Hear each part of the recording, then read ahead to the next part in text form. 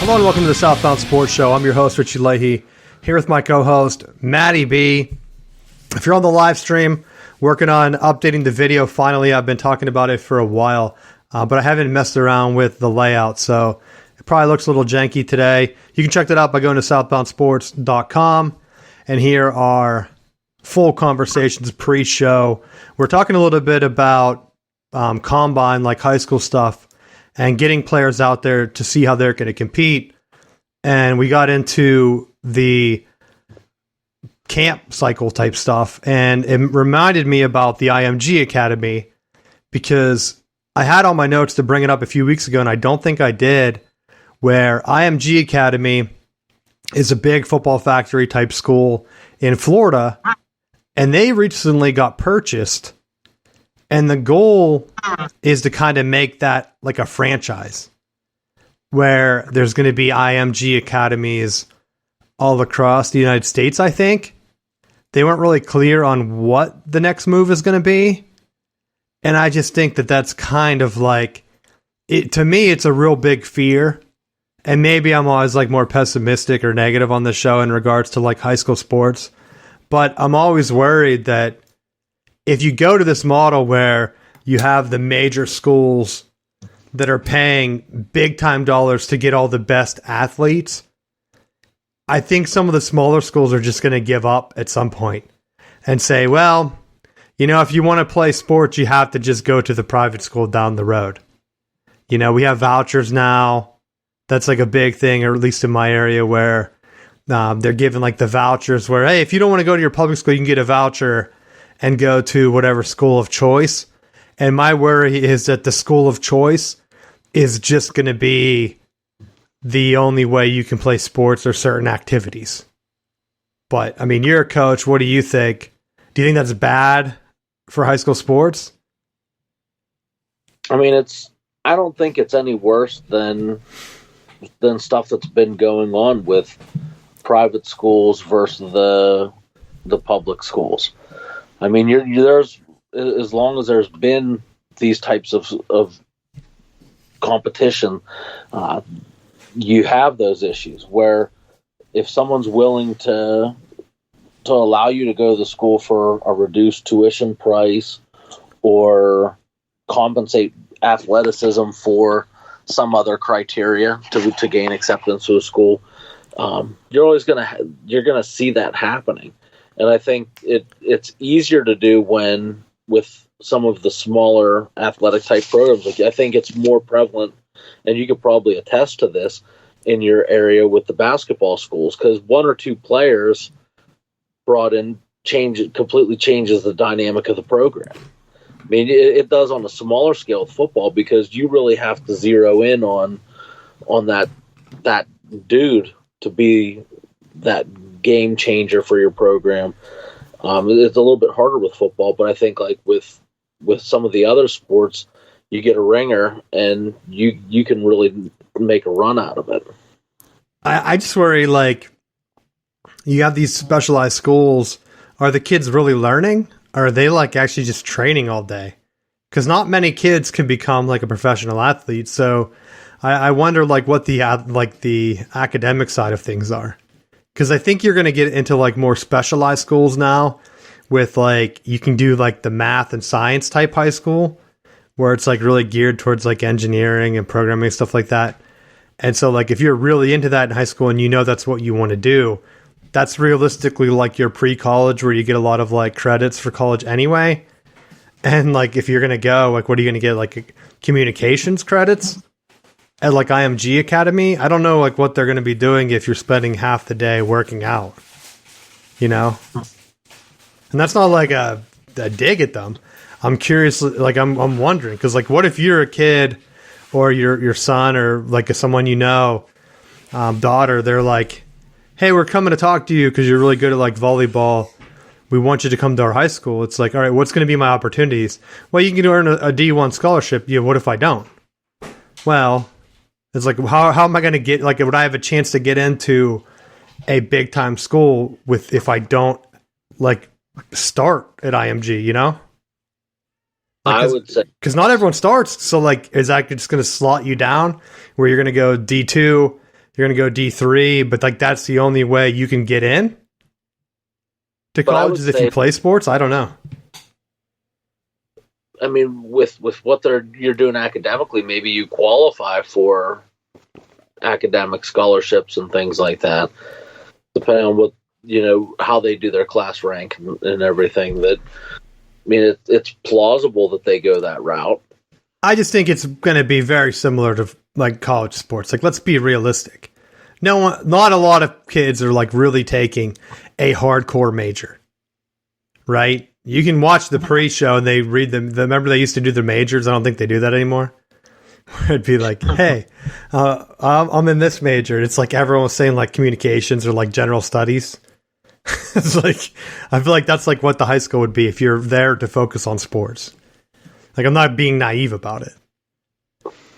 No. It's not like they're going to come out with like, yeah, I'm ready for pre-med while I'm at IMG benching 800 pounds.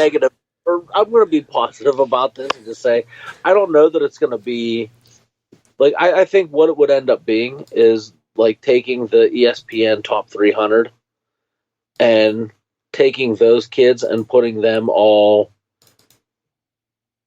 like in whatever the cluster of high schools are that are the top like 25 or 30 high schools that are typically featured on ESPN. And maybe that's the route they go, that by being in this classification, you're qualifying to be among the people that are represented at this school. And, it becomes almost that guaranteed pipeline into college. I don't know, but it's if they're already, you're pushing these 4 and 5-star guys, maybe that's another avenue to push the competitiveness. And maybe you're right. I don't know. That's my high tempo, by the way. I really didn't have anything for high tempo. I forgot to bring that up a few weeks ago. I wonder. Let's wait and see if they open more schools first. But I do hope that if they do, they have a good pipeline into Michigan, and we start to get a lot more top recruits, because we got some good guys from IMG before they made us stop the satellite camps. Remember that? Seems like such a long time ago. Because pre-COVID, man, was just ruining college football. Ruining college football when going to the playoffs back-to-back years, Matt. I don't think that's ruining it. I feel like he was having the satellite camps. How dare him? Now he could have lost his job. They ended the satellite camps. He was really struggling. Couldn't beat Urban Meyer. Luckily, Brett McMurphy brought them down, which he's bringing in the heat on the Pac-12 too, which we'll talk about later in the show. You have anything else for high tempo? Yeah, I did have one thing. Have you ever seen something that was perfect before? What are you talking about? Have you ever witnessed perfection? I saw Tom Brady play a lot, Matt. Did you? How about Katie Sandercock pitching a perfect game in the softball playoffs for FSU, baby? Those are going on? Yes, they're going on. I didn't know. We're moving on to the Super Regionals, playing Georgia. I didn't get that notification. I did. Well, the only thing I saw was that WNBA was surprised that their fans weren't sold out. And why are you laughing? That's a legit headline I read. And then I was curious. I meant to text you in the pre-show. I forgot to even bring this up when we talked about topics. I looked at the ticket prices because I thought, what's a curve game these days? $10? 13? 15? Do you go to minor league? Right. Because I think that's what the minor league team has done here. Durham's a little bit higher, but Durham's like, that's like a big time AAA. They're like back-to-back champs or whatever. They always win championships down there in Durham. And so I was just wondering, like, what's a WNBA ticket? Some of those tickets were like averaging $40, $50. There's no way. There's no way that they should be the same as NBA prices, man. I'm pretty sure I paid like 20 or 30 to go to a Bobcats game back when they were the Bobcats down there in Charlotte. And you're telling me that and we were down low too. Behind the hoop. I had to see my man Kevin Garnett, And so I wonder, like, how do they expect people to sell out when the tickets are like that expensive? Season tickets were like $300, and I'm pretty sure that's a little bit more than what it would be for NC State football. And I'm not comparing the two because I know WNBA you'd get a lot more games, but that's a lot more obligation, I think. So yeah. I wonder, like, anytime I hear people complain about like not selling out, my first response is lower your ticket prices. Like XFL, everyone makes fun of them for not having fans in the stands. I'm like, what were the tickets? Because like if you're giving, you can give tickets out and have them be super cheap to like schools and things like that. I mean, heck, they do it for the monster truck shows around here, and I know they did in Pennsylvania. Like when you're a student, everyone get a free like monster truck ticket. It's because they want their parents to take them, and they're like, "I already got my ticket, Dad. Please take me to the monster truck show."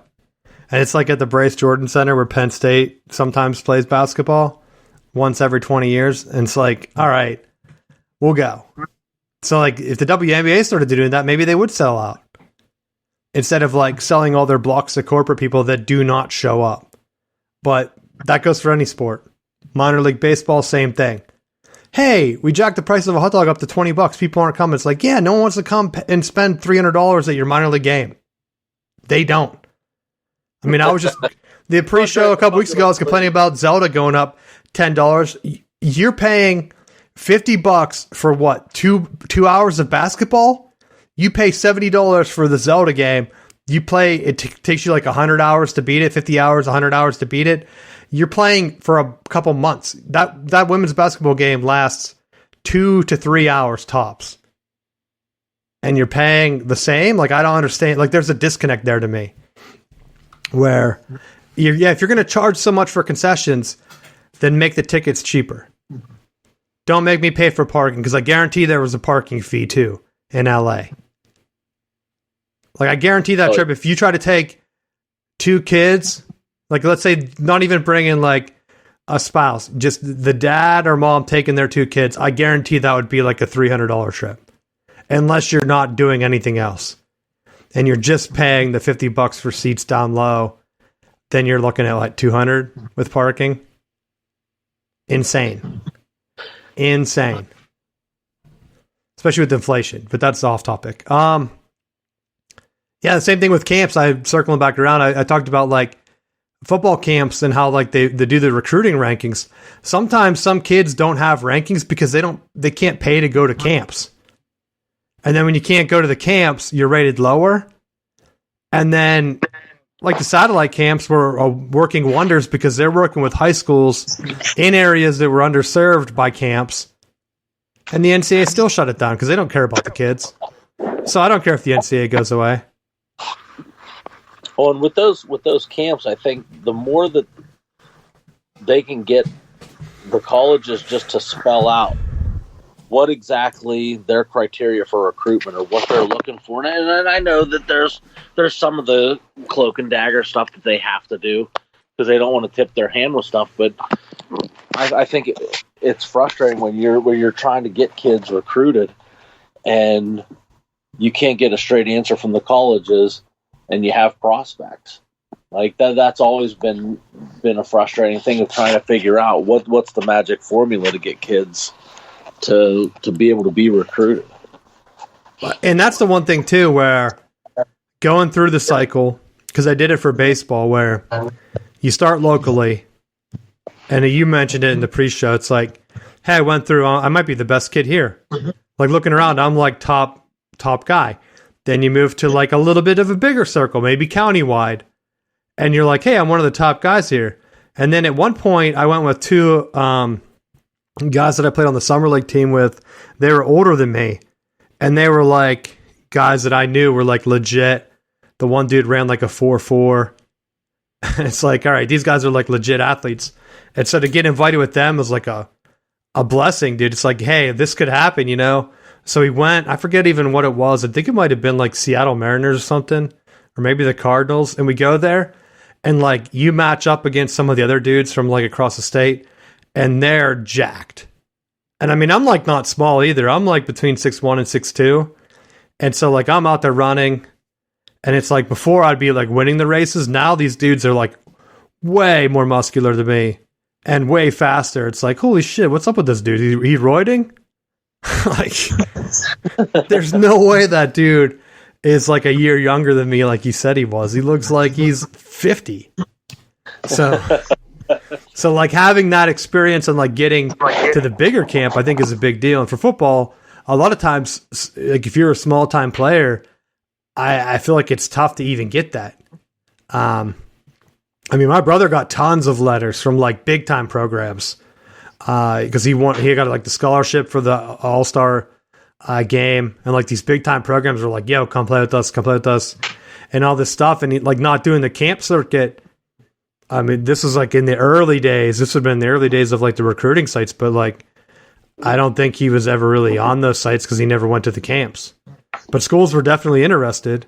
They wanted to get him on campus to do like the workouts. And I think a lot of schools try to get people on campus to get an early shot, you know? So they reach out to the player directly before the camps.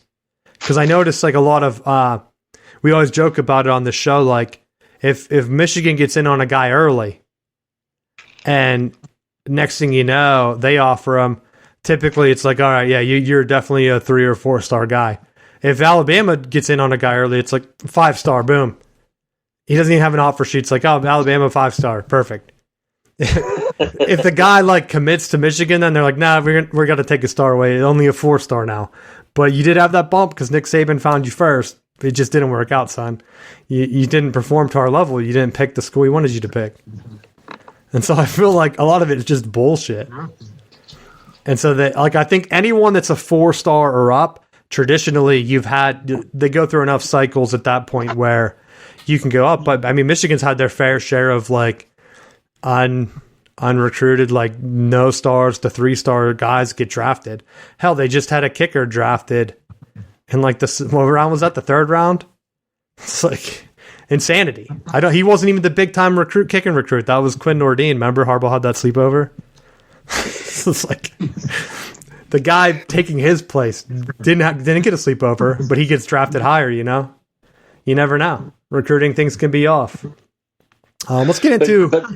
Go ahead. One thing on that is, you know, if you're a college and you're saying, I want my top players, like I can totally understand, and I would probably be in this camp, that if I was coaching at a college level, I would want to have my hands on the player. Like I would want to be able to try to coach them at the camp and just physically see them and see how do they act, how do they interact with other players, how do they interact with the staff. Like I want to know who they are, and you get a good feel of that, I think, when you're working directly with them. I think it would be really challenging to just watch exclusively film and try to base that judgment. So if that's the route you go, I would be okay with that as long as you're communicating that with the coaches and being like, hey, we're interested. Before I put an offer on the table, I need to see him, you know, get him to camp. If he has a good camp, we're offering. Like, you know exactly where you stand. It's not this, well, send him to camp and pay this money so that we can just ignore you later.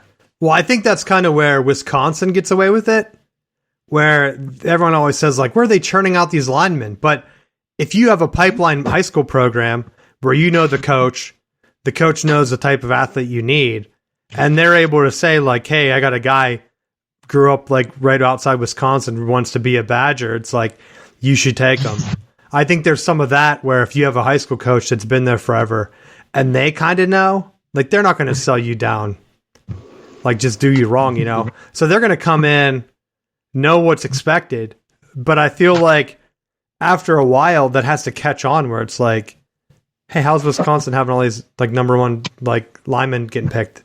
Where are they getting these guys? We better start poking around their high schools. And it's hard to keep that a secret. Unless you, like, because I think a lot of times Wisconsin and even Iowa do this where you get a guy from a high school that knows the type of offense you're running. You give him a mandatory red shirt and then your practice squad for another year.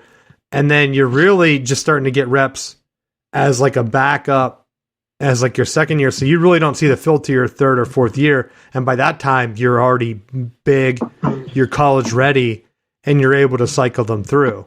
Where that works at a smaller program like those two, but like in Ohio State or Michigan where guys are getting drafted early, like that doesn't work. You can't just like sit them on the bench when you have guys that come in expecting to play right away and they're going to leave early. If you redshirt them, you might only get 2 years out of them, right? Because they can still go after the third year. Doesn't matter if you redshirt them or not. It's based on age. It's not like they have to play for 3 years. But now I also think it's a risk that you run because now if you don't play them right away or you don't have that rapport, are they going to jump to the transfer portal? And we can start with the transfer portal stuff. Pat Narduzzi, the Pat signal, you know, putting it up there on Deion Sanders, calling him out. Are you sending it up? Are you throwing the Pat signal up there? I'm throwing the Pat signal up there because I think he's mad about Addison, right? He's still bitter about that. I would be pissed too if I was him. All right, let's be honest. Addison didn't have a great USC career. He went to USC and he disappeared, right? He didn't win another wide receiver award, did he? No. And that's where I don't understand where some of these guys, it's like, hey, Pitt had Larry Fitzgerald, they had Addison. Why would you go to USC? And people were like, well, he got paid. It's all about the money. It's like, he kind of fell. He could have been a top 10 pick. What did he get picked, like 20th or something around there? I don't even remember where he got drafted. But it wasn't in the top 10, I don't think. Where at Pitt, I guarantee if he would have had another great year at Pitt, he would have been one of the top wide receivers taken. If not the top. And he would have been in the top 10. Because, like, you don't have that type of magic career. Now, maybe he thought Kenny Pickett was necessary for him. But, like, come on. Some programs, like, I look at, like, what Desmond Howard did at Michigan, where he was, like, the point career, like, leader or whatever. Beating kickers. Most programs have kickers as their high-scoring dudes. Not Michigan with Desmond. I think the kicker finally, I think the guy that got drafted this year finally beat him. Desmond Howard. It's like, you could be a wide receiver at a program like Pitt, and you could rack up a ton of touchdowns and have your name everywhere because you are the guy. The ACC needs guys like that. They're going to help promote you. The Pac-12 doesn't care. USC's on their way out. They're all about Caleb Williams, right? I don't understand a guy in the NIL era that's going to go and play second fiddle and lose their hype, you know, because he basically lost all hype with that deal. Yeah. No one was talking about him. No one was talking about him last year. So, I mean, in the offseason, he had all the hype. And, yeah, maybe he got paid, and maybe he'll get paid in the NFL and have a very long career. But, like, he wasn't as hyped nearly as much as the Ohio State guys. So, I don't understand that decision. And now with Pat calling out Deion, I said that the Deion, like, taking over, getting rid of everyone, that's fine. I still think that's fine. But I do understand where some players are coming in, like Michigan's Taylor Upshaw transferred to Colorado. He had an interception in the Ohio State game last year on C.J. Stroud that basically helped seal the game. He intercepts them, and then I think Michigan breaks their second long run or whatever. Like, I think that was the series where they were down in the red zone.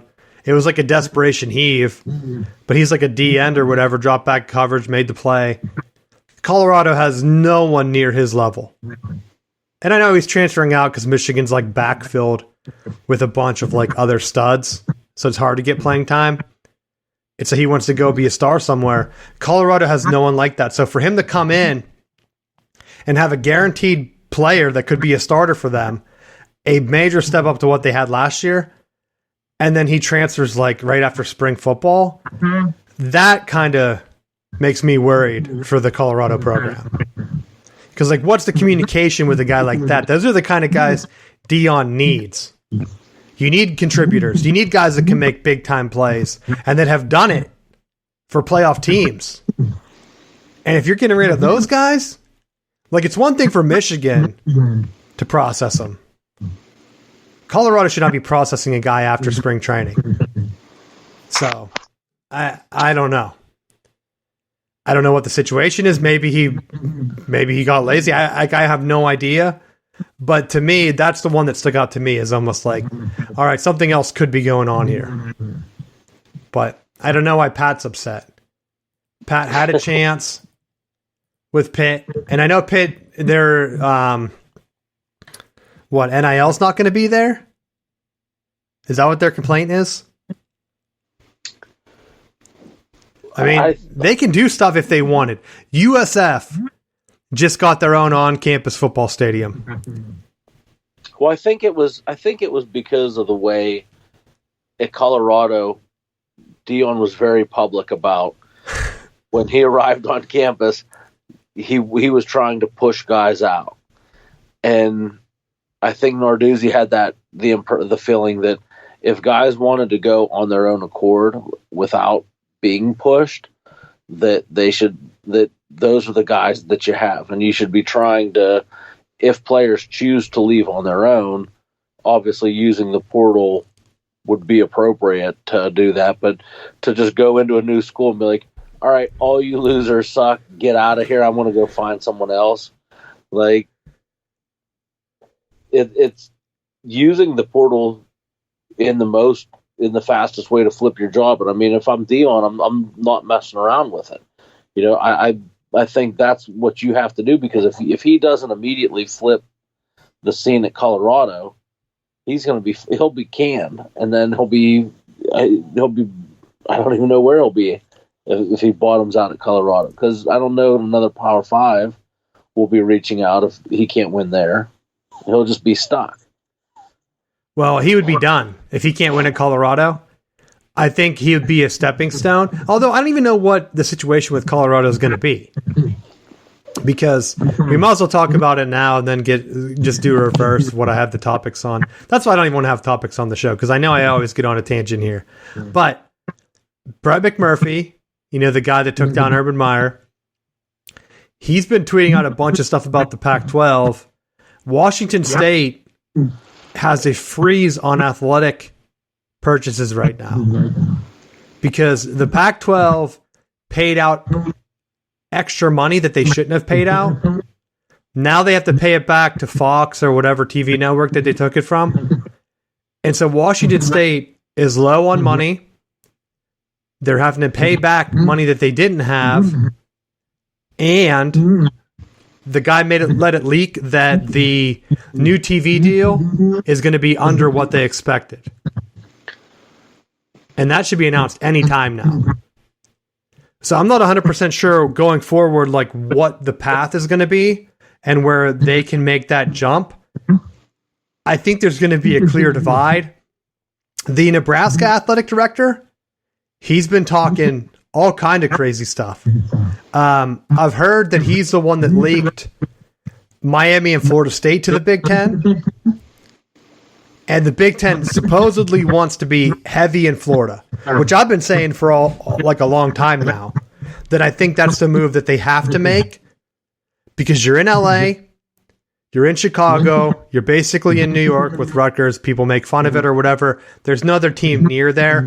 Plus you have Ohio State and Michigan. The only New York team that you're missing is Notre Dame, which I think if you get the Florida teams, Notre Dame has to come.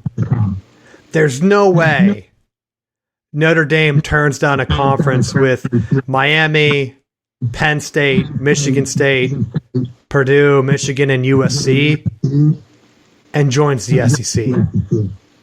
Right? That would have to be some weird Big East back deal where the SEC lets them stay independent and they have like a weird ACC type deal, which if the SEC agrees to that, the SEC's done. I'm telling you. Right now, the way the money's shaking out, they did the payouts. Did I send you the payouts? Did we talk about this last week? I think we did a little bit, but... So the payouts, the way they went, maybe I didn't send it to you. No, I didn't. So the payouts for last year, the Big Ten was like at $58 million. The SEC was at $48 million. They're already $10 million behind the Big Ten. And next, like when the big TV deal kicks in, they're going to be even further behind the Big Ten. So they're talking about hypothetically making that up with Oklahoma and Texas. But I still don't think that the SEC is going to make that much money because that's why ESPN has been silent. If the SEC was going to make that much, I feel like ESPN would be hyping that beyond belief, right? Because, like, why wouldn't they? Yeah. I'm looking to see if I can find the actual numbers for the other conferences because I thought it was very interesting because the Big 12 actually, if you went per member, I think they were third. And it looks like I think Skype was being weird. I'm hearing like an echo, and I think you dropped off. I don't know if you were there the whole time or not. No, I'm here. All right, let's see if we can see. All right, so yeah, the Big Ten was at 58.8 per school. SEC was 49.9. ACC, they had a range. They were at, well, actually the Big 12 was third. Big 12 had a range too. They were from 42 to 44.9. So I'm thinking Texas with the Longhorn Network probably made 44.9. I don't see how the SEC is going to pay like an extra $10 million to them when they're already paying them under what the SEC makes, right? The Pac-12 was at 37, and the ACC was between. They had 37 to 41. So I don't know why the ACC had split revenue like that. That like was kind of weird, right? Yeah. Unless 37 was like Notre Dame. Which, if that's Notre Dame, that's a BS deal. The ACC is giving them that much money because they don't play they don't play football. That's the big money-making sport. That's the only thing I could think of is like maybe the ACC reported Notre Dame as the lower number. I don't know why someone else would be not getting the full payout. The Big 12 was pretty clear. I thought they were the only ones that had Texas making more, which is why they left for the SEC. I mean, we talked about the $1 billion deal where the Big Ten, like, their money's way more than what the SEC is supposed to be getting. Now, if the ACC splits, because that's what McMurphy's been hinting at, and same with the Nebraska AD, he thinks that the 7 schools we talked about last week, he thinks that they're gone by 2026, which is 2 years from now. Because I think that's when they can kick in. There's like some other type of renegotiation deal, right? With 10 years left. I think you're right. So I don't know if that's the date. I don't know if that's the exact date, but that's what they were hinting at. I really don't see the Big Ten taking 3 North Carolina schools, though. Because one of the rumors were that they're looking at taking Notre Dame, UNC, Duke, NC State, Florida State, and Miami. But that just seems really weird to only take a bunch of schools in 2 states. Right? But, you know, I didn't even think of this, and I don't know. I probably should have by now. But I saw Paul Feinbaum was talking about how he doesn't think that the SEC should pick up any of the ACC schools because they're not SEC quality. Because he said, like, the 2 that would be the most attractive would be Clemson, who's already in the South Carolina market, and Florida State, where they already have Florida, so it doesn't make sense for them to add from those areas. But he did bring up the point of Miami, and just from a recruiting standpoint, adding them, that I mean, I guess for both conferences it seems to make sense, but even though they haven't been competitive, they've been claiming they've been back since 2000, but they haven't even won an ACC championship since coming into the conference for football. Well, that's where I think the Big Ten MO, like they did with USC and UCLA, you add 2 teams from the same what, the same city? Is there like nearby? I know Miami and Florida State aren't really that close though, as like travel partners. But if you get both of them, you're really boxing out the SEC. The only way I think the North Carolina rumor makes sense is if you really get ahead and cut the SEC out of North Carolina and you add Virginia Tech and Virginia, there's really no way for the SEC to get into the North. Right? They could add West Virginia, but are like they're going to add a Cincinnati? Like, there's not like a big name that ESPN would already pay, because that's what the issue is right now. The Big Ten has more money because they didn't sign an exclusive deal. ACC signed an exclusive deal with the ESPN. SEC just got out of their CBS deal, signed an exclusive deal with ESPN. So all of their negotiation powers are with one TV network. The Big Ten rumor is that NBC is still interested in more primetime games. And the old commissioner that jumped, where did that guy go to? I don't even know where he left to. But the old commissioner for the Big Ten supposedly left some of their contracts not finished. And a lot of people are reading that as a negative of like, oh, the Big Ten might not be making as much money as they are. But I read that as a positive. Like, could you imagine if NBC's like, hey, we want more games? And the Big Ten's like, what about Florida State and Miami? Right? And NBC is probably like, oh, shit, that's a good deal. That's a good deal, bro. Let's do that. Because that's the difference. The Big Ten has 3 TV networks that each want a big-time program. They moved, I don't know if you saw this, they moved the Penn State-Michigan State game from after the Michigan-Ohio State game on Thanksgiving weekend. They moved it to Black Friday. So the Big Ten slate's going to be Black Friday. You have Iowa, Nebraska, Michigan State, Penn State. Then on Saturday, you have Michigan, Ohio State, the game. Why not have Miami, Florida State right in there? And then end the day with UCLA and USC. Why not? Right? Or hell, that'd be slate. What if Notre Dame joins and the capper is Notre Dame USC? So you start with Ohio State, Michigan, top 5 matchup last year, probably going to be top 10 again, if not top 5 this year. Then you have Miami, Florida State to get people pumped for Notre Dame USC. I don't see how the networks would be. First off, the SEC is how they're going to compete with that. They only have the Iron Bowl that gets any numbers on rivalry weekend. And I think I hinted a few weeks ago, like, their other option would be to bring Oklahoma, Texas in from October to that weekend. And some people were saying the Big Ten should give that weekend up. There's no way NBC wants to give that weekend up, or CBS or Fox, because that's the difference. You could have the Fox game be Michigan, Ohio State, CBS is Miami, Florida State, and then the NBC night game is Notre Dame and USC, which they already have a hand-in with Notre Dame anyway.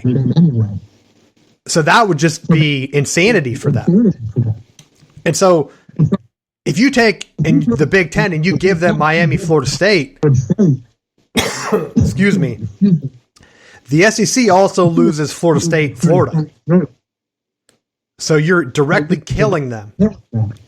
If the Big Ten adds Georgia Tech, they lose Georgia Tech that weekend. If you take away Clemson, just you add them on a whim, you lose Clemson, South Carolina. The Big Ten could just make it Clemson and Georgia Tech that weekend and say only conference games. Just do the conference games, bros. We don't need the SEC. You want to be the premier team? Make your new rivalry in the Big Ten. Make a trophy for it. I don't know what they do in Georgia and Clemson. Like a BMW trophy or a Mercedes. Isn't Atlanta like the Mercedes-Benz Stadium? And I think Clemson has like BMW there, so you just have a trophy of the 2 cars. And then that's the new Thanksgiving trophy. It's perfect. Because that's the one thing, like, They talk about, hey, if Washington and Oregon come to the Big Ten, you're going to lose Oregon State and Oregon. You're going to lose Washington and Washington State. No. You're going to lose them at the end of the year, correct? But I think they're going to turn into like the Iowa State, Iowa, where you have an early rival. And honestly, if I'm the TV networks, I'm trying to keep those rivalries alive. You want to see Penn State play Pitt, because most of the years they should kick the shit out of them. Like Penn State, West Virginia, they should smash them this year. You want to see Oregon play Oregon State and Iowa beat Iowa State every year. Now, a lot of times it's more competitive because it's a rivalry game and stuff. It adds more excitement. But I'd rather watch that than, say, Penn State playing like Alcorn State or something, right? Like, who cares? If the Big Ten can do 9 conference games and 1 out-of-conference rivalry game to start the year, 2 cupcakes, I think that's an ideal schedule. Some schools like Michigan, like you're not going to have, if Notre Dame joins, you really don't have an out-of-conference rival left, right? They could add Florida, but I'm assuming Florida's going to want Florida State. So I don't know what they would do. I don't know what Ohio State would do. Get Cincinnati? Michigan State would be out of luck and stuff, so... But I think that's also one of the issues that the ACC kind of built for themselves too, with absorbing teams from the Big East. And I think they kind of thought, well, we can break away from some of the traditional rivalries and still be able to say, well, you have a rivalry game because it's from your old conference, but you can't force a rivalry, especially one that's going to end up being lopsided like a lot of these ones end up being. So I think, like, when you pick and choose, you know, I've always liked the fact that Florida State plays Florida and Miami. And, you know, there's both of those programs at different points of the year end up being ranked. So you're getting the benefit of playing quality competition and not having to face some FCS program. And, you know, people mock the Alabamas of saying, well, what's your out-of-conference schedule? You're playing in the SEC, but look at your out-of-conference. You're playing 3 teams on wheelchairs and, you know, some other school of the blind. That's where I think if you do a crossover, Florida State, Florida's still there. Miami becomes the last weekend game because that's the Big Ten conference game. The Big Ten builds that as rivalry week. ESPN builds it as rivalry week. That, to me, because of your ACC rivals that you mentioned, if a lot of them come to the Big Ten can reinvent that schedule and it would still be successful. I think that definitely hurts the SEC instead, though. They can't fill that up. The Big Ten can find rivals inside the conference that are going to be semi-competitive to fill that void. I don't think the SEC can. Like, if Florida loses Florida State, who are they going to play the last weekend? Did they make it Georgia, Florida? I think they would have to. But there's only so many of those games to go around, right? Because if you take Georgia Tech now, if Michigan or not Michigan, if the Big Ten doesn't take Georgia Tech, then would Georgia stop playing Georgia Tech just to play Florida to help the SEC? I don't know. I mean, maybe that would be the way they do it, is just close off the conference. And, I mean, that's how the Big Ten does it. They close off the conference pretty much late in the year. And the SEC kind of doesn't. Like you said, they have those cupcakes right before rivalry week. And it's like, all right, well, if Michigan did that, like, that would be nice. But I don't know. Like, I don't know, would that really make a big difference? Would they have beat Ohio State more if they had a rival, like a rest week before the rivalry week? I don't know. But it's going to be interesting because the way they're saying is the Nebraska AD said that they're looking at maybe 4 more Pac-12 schools. To me, that makes it seem like they're trying to get to 24, right? Because you would have 6 schools out west, and then the rest would be like the regular Big Ten and stuff. Because why would you add just 4 more schools? That's going to give you 6. That would get to 20. I don't think they do that. Like that to me, that's too many. I would rather have Florida State, Miami, UNC, and Virginia, and then Oregon and Washington. I don't know how many that is. 6. So then Notre Dame and whoever Notre Dame wants. If they want Stanford, that's it. Then you just have 5 out west. And you make it work. Like Northwestern's AD's already been complaining about it. Make them play in the West. Like screw them. They're named Northwestern. Right? Like that'd be hilarious if their AD's the one like bitching about it, and they're like, you know what, you're Northwestern, you're going to be in the West with Washington, Oregon, USC, and UCLA. Have fun, buddy. Because to be fair, they're right outside Chicago. Well, see, this is what people have been saying, and I don't agree with it. They're saying that the travel flights are going to be outrageous, and they cited West Virginia as a thing. West Virginia has to fly out of Pittsburgh, right? Which is an hour bus ride or so, isn't it? Yeah. So they have to take a bus, then fly into Pittsburgh and go. If you're playing Northwestern, as funny as that would be, I think they're right in Chicago, so they could just take the flight and be right there. Fly in, play your game, and get out.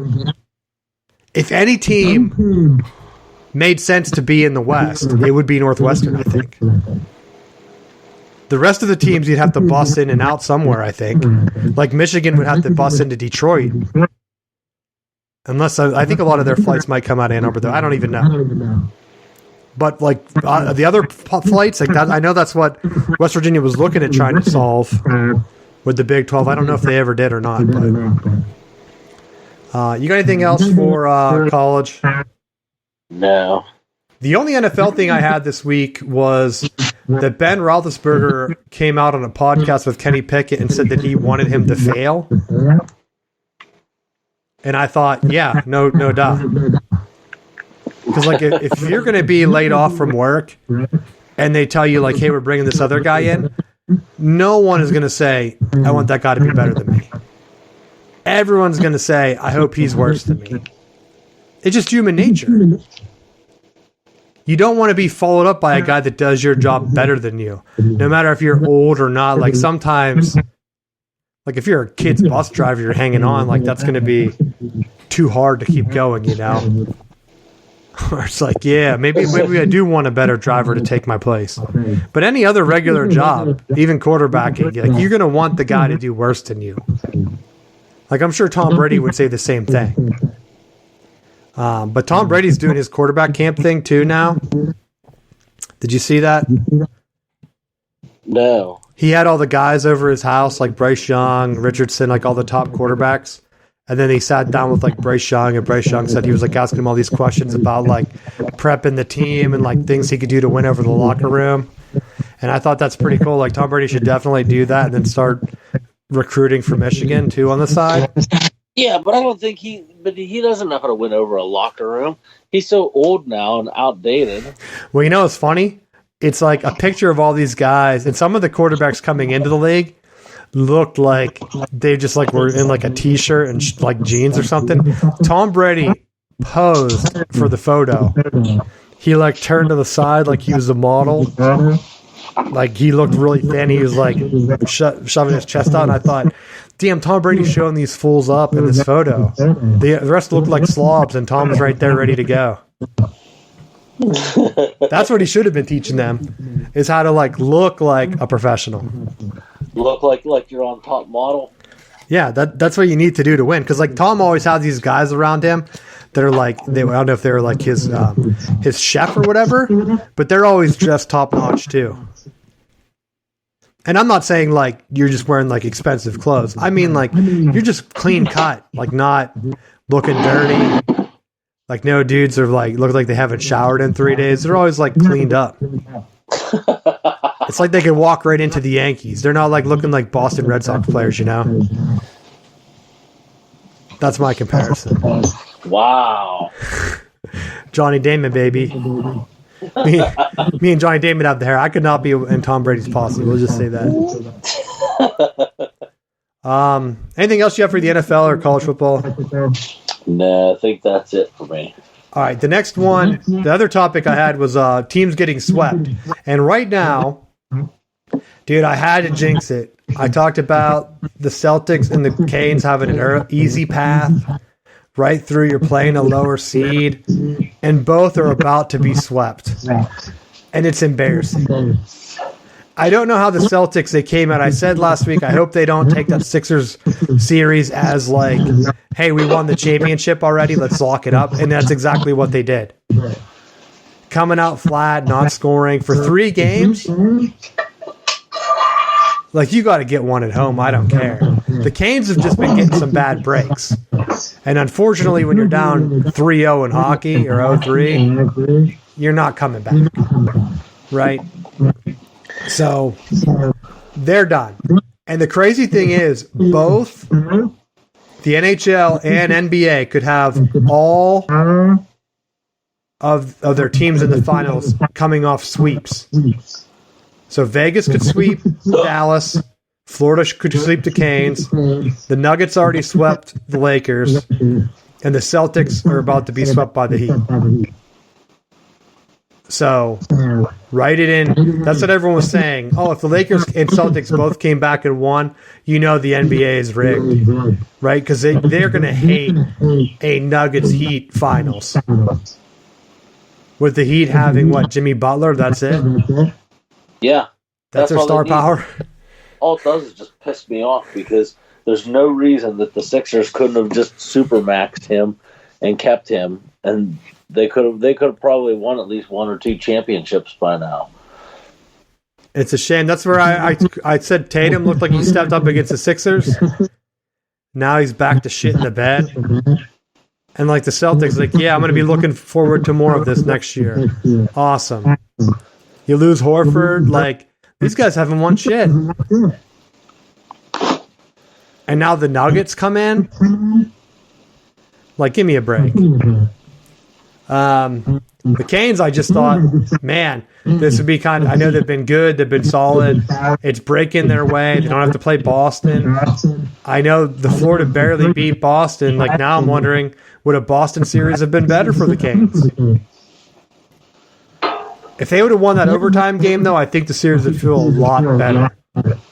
Even if they were down 2-1. But being down 3-0, there's no way I don't think they're coming back. Yeah. Same with the Celtics. Like, if Celtics rip off 4 wins in a row, number one, it would be insane. And number 2, like, I don't even know what my number 2 would be. Like, would they just be ready to rip off the finals? We'll never talk basketball ever again because it's rigged.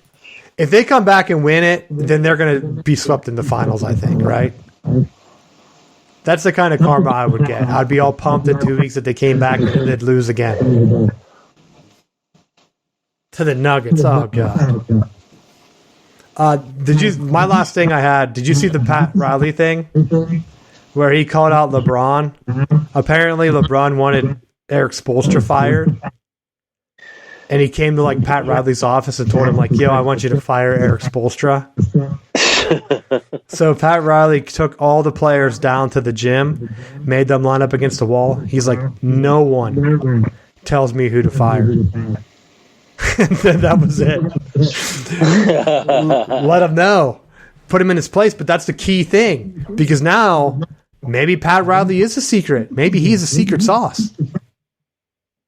I don't know. Oh, great. Now LeBron's contemplating retirement. Oh, yeah. Did we talk about that earlier? I don't know if we did mention it or not, but yeah. He's ready to retire because he's old. They were already talking about like where he would rank all time. So I'm wondering if they know that he's going to retire. Because like I don't see the Lakers being a championship caliber team next year. Maybe I'm wrong. Well, he kept making this big push to be able to play a season with his son, which if I would have ever had that opportunity, I would have milked my career as long as possible to see that happen, just because I think that's such a rare thing to be good enough to play at that level for that long, that you have a kid come into the league that is equally as talented. Like, I think that's insane. And I think it would be great, like a great moment for a family to have that happen. Seems pretty selfish though, bro. But to publicly say that the way he did and just be like so nonchalant that, yeah, I'm going to continue to play and win championships and I'll just go to whatever team and they'll give me a max contract. And well, that's the thing. If he floated around and did the Tom Brady, where he signed 1 or 2 year deals, he could probably win a few more championships. If he wanted to be the most hated player, how old is he? 38? How long did Shaq play for? Because, like, Shaq went to the Celtics. I feel like LeBron would have to win a championship with the Celtics. And then he'd have to win one with, what, the Knicks? Just try to win one for every team. The Bulls. I'm just thinking, like, what would make people hate him the most? If he won one with the Lakers, because I think he only won one with the Lakers, right? Yeah. So if he wins one with the Lakers, one with the Celtics, and then he wins one with the Knicks, I think that would make him the best player of all time. Because, like, no one wins with the Knicks. No. I don't care how many he piggybacks off of. Jordan didn't get swept in the playoffs. I'm just saying. LeBron is old. His thing is he did the super teams. He needs to lean into it and win like 8 championships as like the Julio Franco guy that just comes in off the bench like the 6th man. He could be the 6th man. He could, but I don't think his ego would allow that. Like, he wants to be the guy, but I mean, it's just every time they get in these tight series where they need him to step up and hit shots, he can't do it. He goes like 1 of 7 or 2 of 8, and it's like, wow, LeBron really isn't shooting. It's like, what does he specialize in? Recruiting people to be on the team. See, his thing was he won with the Cleveland Cavs. If he would have stayed with the Cavs for the rest of his career, he could have been like Chipper Jones for them, you know, even though he left the first time. He came back, got them the championship. If he wins 1 or 2 more, that's it. Instead, he went to the Lakers, and everyone's like, what the hell? Like, no one's going to name him as a great Laker. No one's going to. So the fact that he even went there is just a joke. That's why I think it would be a joke of him going to the Celtics and winning one, or hell, even the Bulls. Could you imagine he's just like on all these marquee franchises as like the guy that wins them a championship? Because he got the Heat down, Lakers, Boston, the Knicks, or the Bulls. I think those would be the teams that I think he should try to milk one out of. He could do the Celtics. He could win with the Celtics next year if he came in. I mean, the Celtics are close right now. They just don't have a guy like him that can just get other guys open. Right? I don't think he'd even have to do much. Yeah. So he could win go there next year just for 1 year. I don't know what his contract's like with LA, though. I don't know if he can get out of it.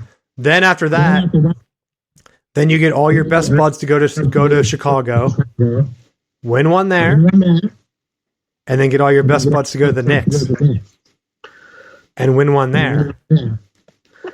And if he really wants to milk it, he can get Golden State in there somewhere too. Because Golden State had a down year. If he went there too, he could probably win back-to-backs with one with the Golden State, one with the Celtics real quick, and then get all his buddies at his other 2 teams. That's 8. Matt, that'd be 8. That'd be perfect for him. He'd win at 7 different franchises. Unbelievable. I can't believe that you actually got that comment out with a straight face and not just spit your coffee everywhere. No, because I'm telling you, if I were him, that's what I would try to do. He's 38 right now. Let's say conservatively is a slow 6 man. He could play till he's like 44. So, like, he needs to win one next year. But you're factoring in that he goes the Julio Franco route and is willing to be that 6th guy coming off the bench. Like, he has to be the guy. I'm saying, if I were him, I would bite the bullet. Because if you win with like eight championships, Matt, that's insane. Even if you're the bench, the sixth man, you're still going to be the sixth man. And if you go to the Celtics and Golden State, I think you could really win one next year. I don't know what the contract situations are. I think you'd probably have to hit Golden State first, and then the Celtics the year after, unless they have guys leaving. So then you hit boom, boom, 2 championships. You tie Jordan. After you tie Jordan, you say, well, you know what? I'm going to go to Chicago. Reach out to some of these other guys and say, like, yo, who wants to win in Chicago with me? Get them all there. Win one there to put you up to Jordan. And then you're like, well, you know what? I want to be better than Jordan. You could even go to Washington and win there. Do they still have a franchise? They used to be they're the Wizards now? Are they still around? I don't even know. Yeah, they are. They were, what, this year? 35 and 47. If he would win with Washington when Jordan failed there, perfect. Ender, you don't even need to go to the Knicks, Matt. That's my final bell. LeBron career advice. Because I really don't have anything else. I don't even think I sent you anything this week. Have you have anything you want to talk about? No. I think my big thing that I'm just waiting for is the college football showdown. Because I think that these conferences are going to explode. June 30th should be a good date, somewhere around there. We should find out the TV deal, and if it's pushing to July, even better. I kind of really want Miami and Florida State to go to the Big Ten because I think that will lock up the Big Ten as the best conference. There'd be no debate. And I think if the Big Ten goes that route, there's an even better chance of them stealing teams from the SEC next.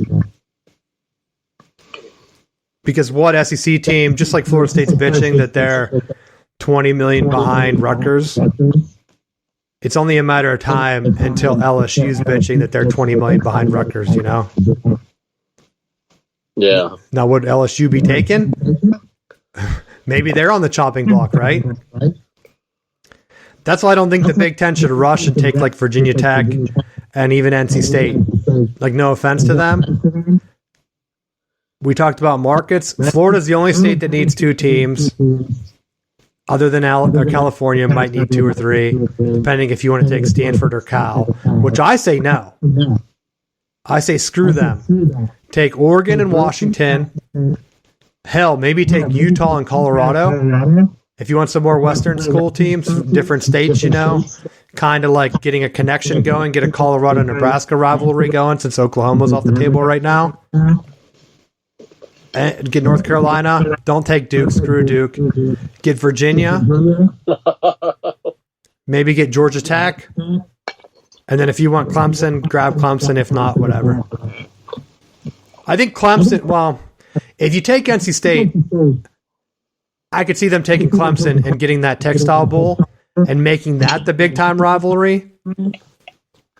Because, like, how's that going to be more lopsided than, like, what South Carolina is, you know? I've seen North Carolina State upset Clemson before. So, get that rivalry going. Just make UNC's new rival Virginia then. And then maybe you don't need Georgia Tech. Georgia Tech, though, is right in the heart of SEC territory.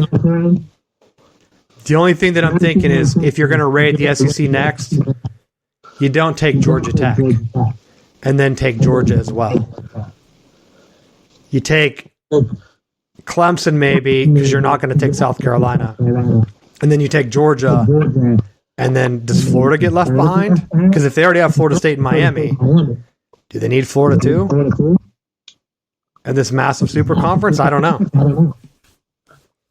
That would be funny. Tim Tebow will prey on it. You have anything else you want to talk about, Matt? No. All right, Check dude. out southboundsports.com. Yeah, go to southboundsports.com. Thanks for listening, and we will see you next week.